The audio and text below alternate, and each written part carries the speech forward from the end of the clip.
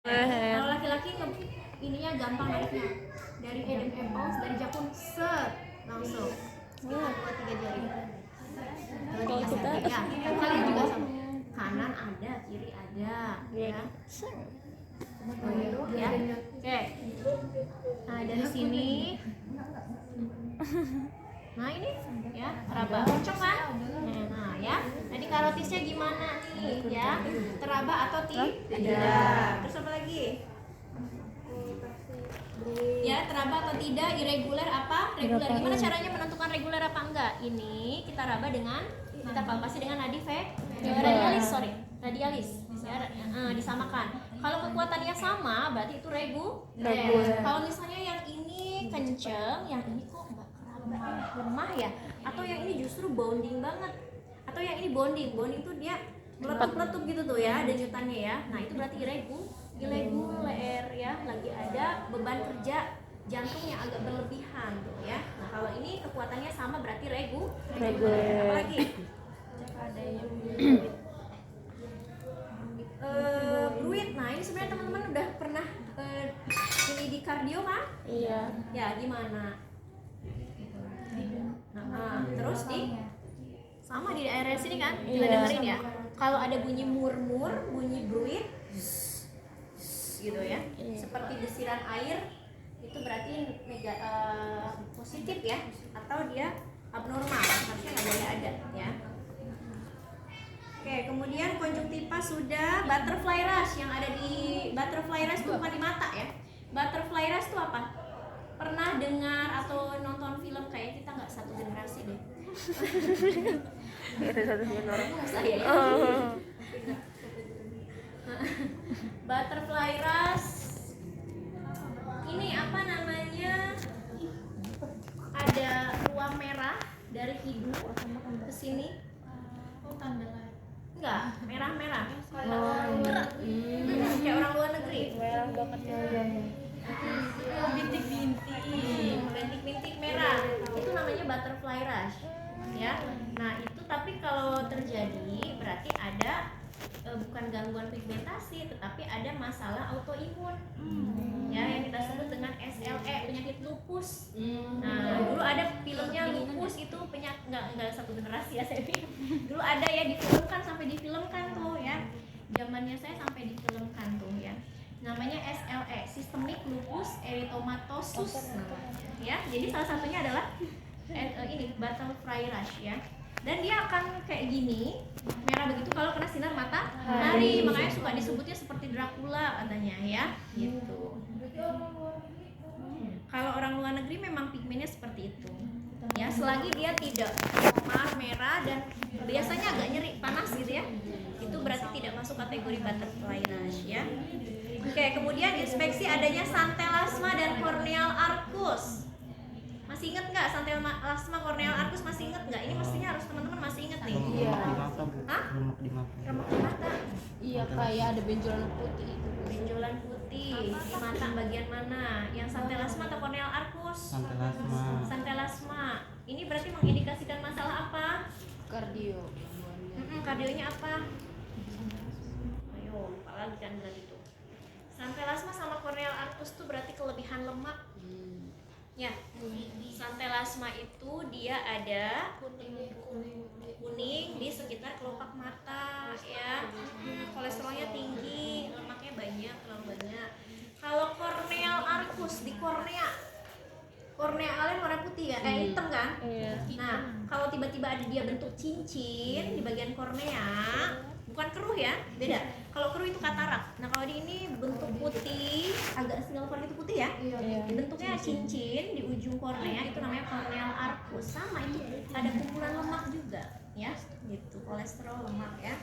Hiperlipid namanya, hiperlipidemia. Tambahannya mungkin exophthalmos nih ya, nomor 11 ya. Mukanya memang apa enggak exophthalmos. Nah, exophthalmos ini kita dapatkan pada pasien hipertiroid. Hipertiroid itu masalah endokrin ya. Dia hormon itu kan untuk kalian melakukan kegiatan metabolisme, makan, mencerna makanan, itu kan ada hormon ya. Termasuk ada hormon pertumbuhan namanya T3 dan T4 ya. Kalau itu berlebihan, itu akan menimbulkan yang namanya exophthalmos, hipertiroid, menimbulkan yang namanya hipertiroid. Tanda gejalanya salah satunya exophthalmos. Jadi ini bola matanya seperti mau keluar, ya. Jadi bukan belok, ya. Iya. Seperti orang belok, tapi dia lebih keluar, seperti mau keluar. Bola matanya tuh benar-benar mau menonjol sekali, ya. Itu namanya exophthalmos, ya. Oke, bisa. Ya, itu pada hipertiroid, ya, endokrin hipertiroid. Kemudian iterik yang 12 edema periorbital, ada edem ya di sekitar matanya. Biasanya karena ada cairan yang berlebihan, ya. Misalnya pasien CHF ya, itu ada edema periorbital, atau pasiennya gagal ginjal, itu juga bisa. Kemudian reaksi pupil. Nah, midriasis, miosis bisa bedakan? Enggak nyala. Midriasis melebar, miosis kecil. Nah, kalau midriasis udah dikasih cahaya, nggak dikasih cahaya dia tetap melebar. Nah, nggak respon, orang meninggal biasanya, ya, atau sakaratul maut, ya, mendekati ajal. Miosis berarti dia bisa mengecil, bisa melebar, ya. Yang normal berarti yang miosis, ya. Oke, kemudian ya yang buta ya nggak respon kan, ya. Kemudian apalagi pupil udah mukosa itu mah tinggal disampaikan aja ya, maksudnya dicek aja ya, bersih enggak, ada lesi enggak, ada jamur atau enggak, ya. Kemudian kaji leher. Nah, kaji leher ini pembengkakan KGB ini udah pernah belum? Ya, pasiennya boleh kita dudukkan, ya, ngadepnya ke sana kali ya biar kelihatan semua. Nah, tadi ini kita cek dari mulai sini, dari atas ya, kita rasakan KGB itu sebenarnya hanya di sini aja ya, tapi kita boleh ngecek sekalian tiroidnya, kelenjar kemihnya ya. Nah gini, kemudian gini, jadi boleh dari sini sampai ke belakang sini, kemudian kita ginikan. Harusnya nggak kerasa, harusnya nggak teraba benjolan kan? Kalau teraba benjolan berarti dia ada pembesaran. Terus pas tanya sama pasiennya, nyeri nggak pak? Nyeri, ya berarti kan ada masalah ya, gitu. Ada pembesaran kelenjar getah bening mungkin, atau tadi limfadenopati ya, gitu. Oke, lanjut apa lagi? Jadi normalnya tidak teraba dan tidak ada pembesaran dan juga nyeri.